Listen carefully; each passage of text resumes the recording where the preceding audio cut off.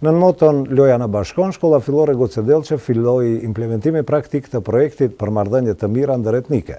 Në kuadër të aktiviteteve të parapara gjatë ditës së sotme u zhvilluan lojra nga disiplina të ndryshme, ku esenca nuk ishte kush do ta prek fitoren, por lidhja e miqësive të reja mes fëmijëve të etniteteve të ndryshme dhe thellimi i bashkëpunimit mes tyre.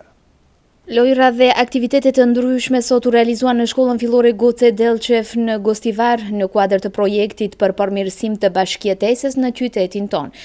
Ndonse lojra që po realizoheshin në kuadër të aktivitetit të sotëm kishin karakter garues, por lidhja miqësive dhe thellimi i bashkëpunimit ndëretnik në mes të nxënësive të nacionaliteteve të ndryshme.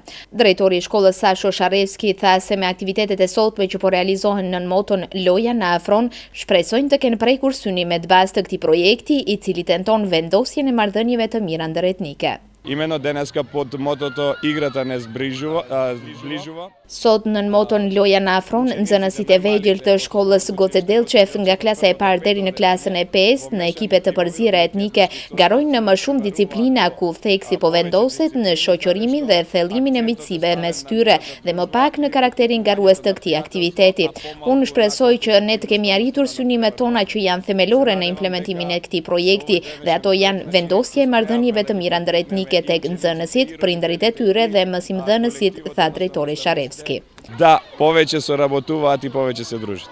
Projekti përmirësimi i bashkëjetesës në Gostivar po përkrahet nga një fondacion fëmiror nga shteti zviceran dhe po implementohet në kuadër të Qendrës Nacionale për Arsim të Qytetarëve dhe Byros për Arsim. Ky është aktiviteti i parë të cilin e ka përgatitur shkolla fillore Goce Delqev. Kjo shkollë është një nga gjithsej 18 shkollat në 9 komuna që janë të kyçura në këtë projekt, në të cilin gjatë fazës së parë u bë trajnimi i kuadrit udhëheqjes të shkollave dhe mësimdhënësve, ndërkohë që tani plani aksional i përgatitur nga kuadrot e trajnuara paraprakisht ka filluar të implementohet në praktik.